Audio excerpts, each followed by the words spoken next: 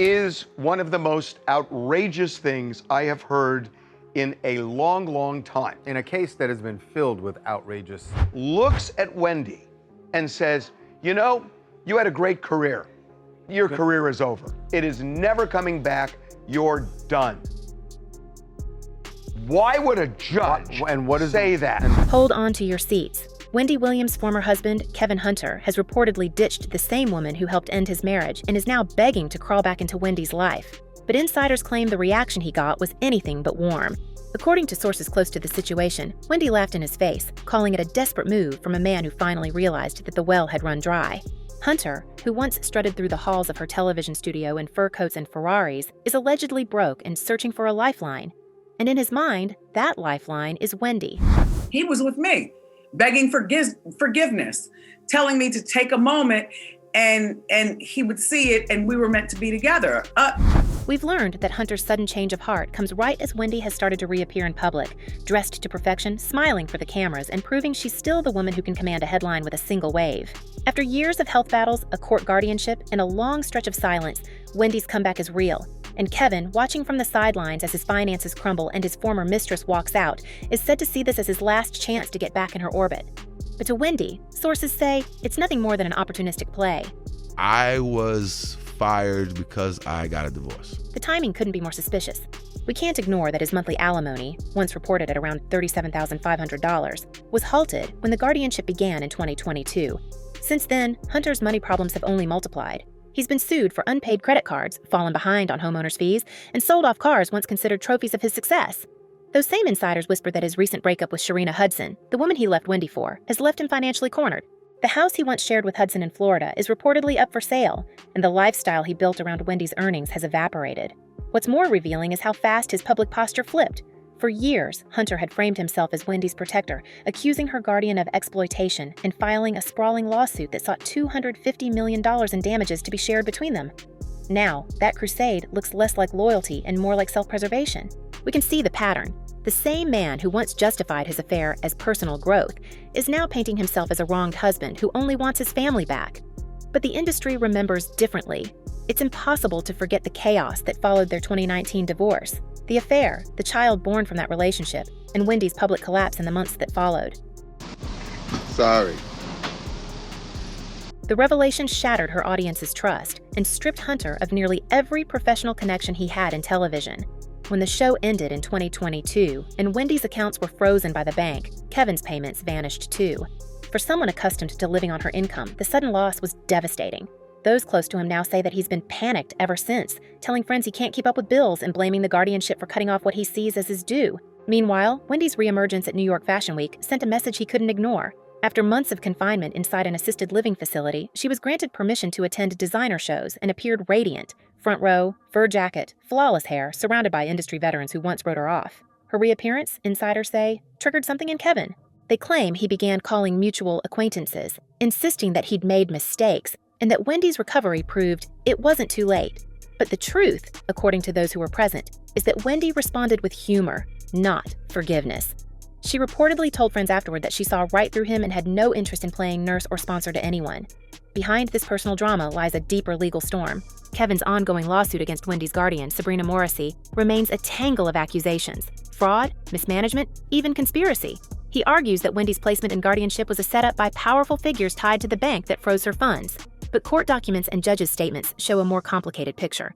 Wendy had been deemed unable to manage her own finances after alarming behavior at Wells Fargo branches in early 2022.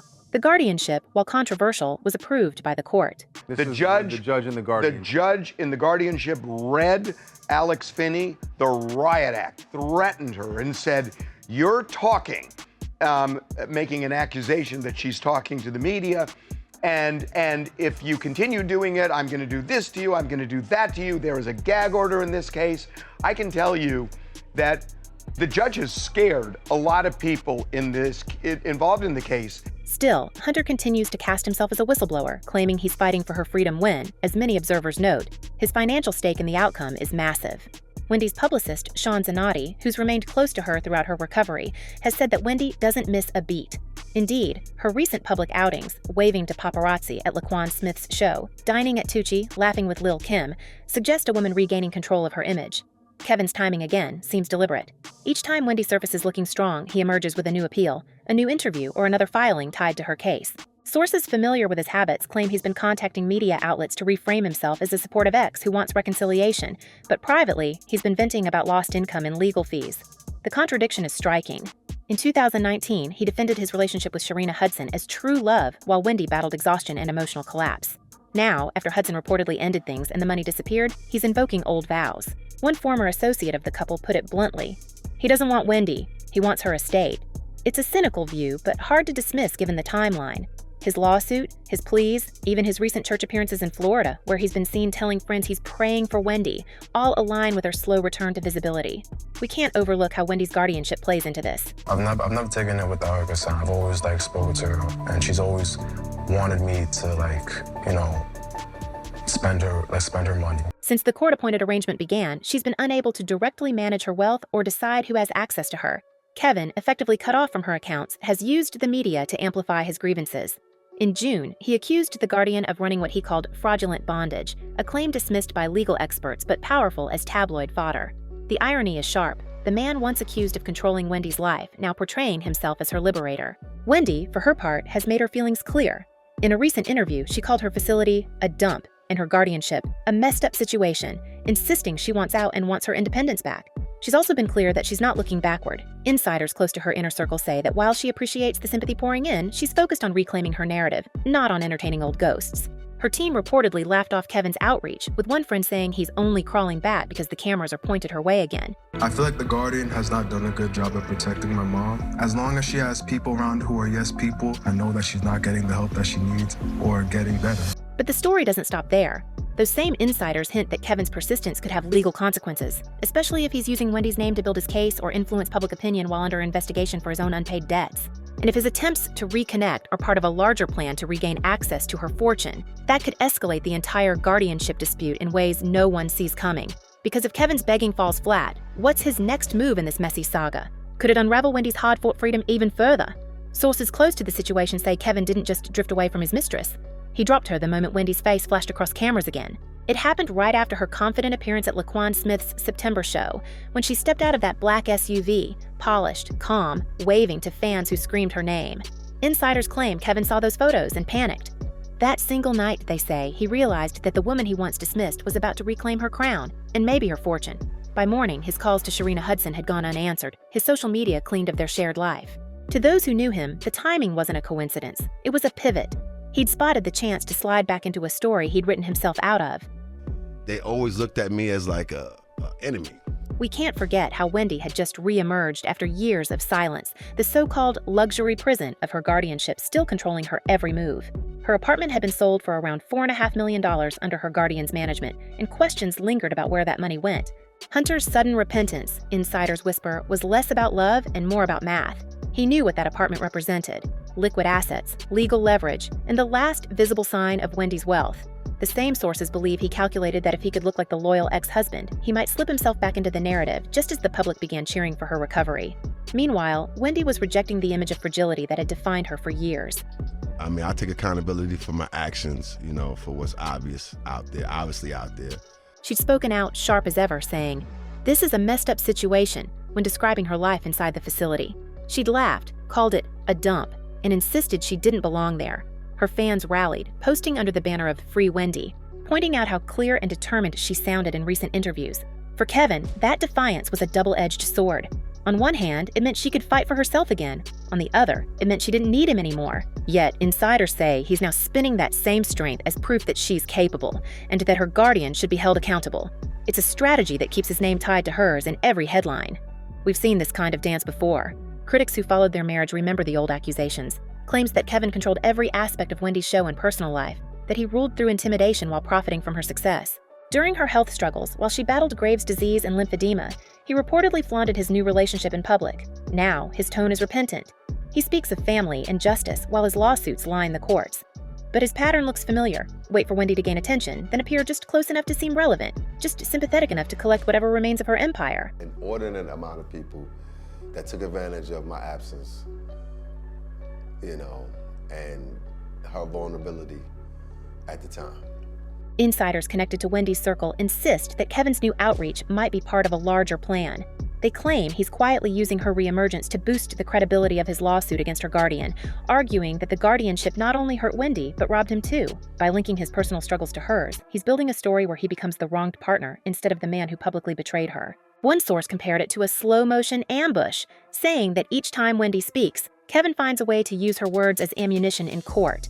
Rumors now swirl that Kevin's renewed pleas might be less about reconciliation and more about rewriting his own emotional history.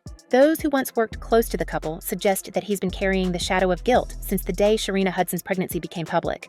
At the time, Wendy was battling exhaustion, fragile from her autoimmune conditions and spiraling under public scrutiny. The revelation of his affair didn't just collapse their marriage, it permanently branded him as the man who broke a woman already fighting for her health. Insiders claim that his new behavior reflects not compassion, but an attempt to cleanse his conscience before the world forgets who he was in her story. Behind the financial motives lies a subtler narrative: psychological redemption. People familiar with his circle hint that Kevin sees Wendy's current fragility as a chance to prove he's changed, to present himself as the man who stands by her now that the lights are dimmer. It's a pattern often seen in celebrity implosions, where the one who inflicted the wound reappears to nurse it, not out of empathy, but to feel relevant again. Observers close to Wendy fear that this emotional confusion could blur the boundaries she's been trying to rebuild since her diagnosis, forcing her to relive betrayals she's spent years trying to forget. The emotional undercurrent is hard to ignore. I want to let people know that we still only human. Wendy's recovery is not just physical or legal, it's psychological too. To see her ex-husband publicly frame himself as her possible savior could undermine the very narrative she's fought to reclaim. Analysts following her case point out that individuals under guardianship often struggle with control and autonomy, and Kevin's re-entry into her orbit, under the banner of forgiveness, could emotionally destabilize her progress. For a woman who's spent years insisting she's mentally fit, being cast again as someone in need of rescue may strike deeper than any financial manipulation. Insiders familiar with Wendy's mindset describe her as someone torn between public strength and private exhaustion. Each time she's seen smiling at a fashion show or dining out, she's simultaneously rebuilding her confidence and confronting ghosts from a marriage that defined her adulthood. Kevin's sudden contrition, paired with his past disloyalties, puts her in a cruel emotional paradox. Either acknowledge his apology and reopen wounds, or reject him and risk appearing heartless in front of a public that once adored them as a team.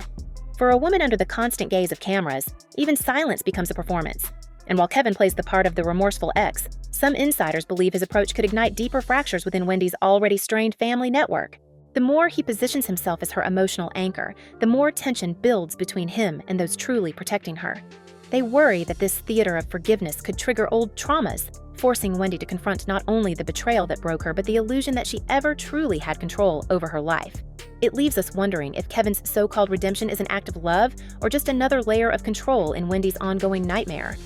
The banks froze everything up. Yeah. He was not in a position to pay $10,000 a month on an apartment.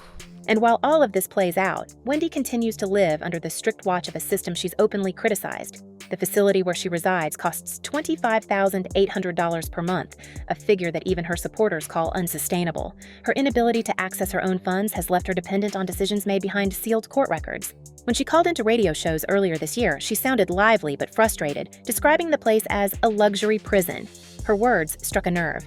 Fans began to wonder if Kevin's sudden loyalty was really an attempt to break her free or to reclaim influence over the money that keeps that prison running. Behind closed doors, people in Wendy's orbit are split. Some believe Kevin's outreach is part of a calculated effort to appear compassionate in public while setting up a future claim to any settlement she might win.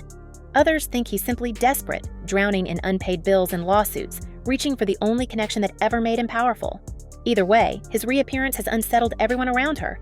Wendy's camp, wary of old patterns, has reportedly tightened access. They're said to be screening calls, redirecting messages, keeping her focus on recovery and her next move. It's hard not to notice the symmetry between Wendy's renewed visibility and Kevin's renewed ambition. I'm good. I can't complain. I'm healthy. Every time she's seen out, whether it's the Bach Mai show, a dinner downtown, or a quiet church visit in Brooklyn, he somehow makes headlines of his own. It's as if her glow has become his last remaining spotlight. Even some of his old allies are distancing themselves, telling reporters they don't know what side he's on anymore. The narrative has turned, and now Kevin looks less like a partner seeking redemption and more like a man chasing relevance before the door closes completely. Still, the story refuses to cool down. Legal observers point out that if Wendy's guardianship shifts or ends, any financial decisions made during that period could be revisited, including the suspension of alimony. If Kevin believes there's a chance those payments could resume, his motives make more sense. The lawsuit he filed, the interviews he's hinting at, even his attempts to contact Wendy could all be setting the stage for a second windfall. It's a risky move, one that relies on public sympathy for a man whose own choices nearly destroyed his reputation. But desperation, as one insider said, has a way of making people rewrite history. What's next is anyone's guess.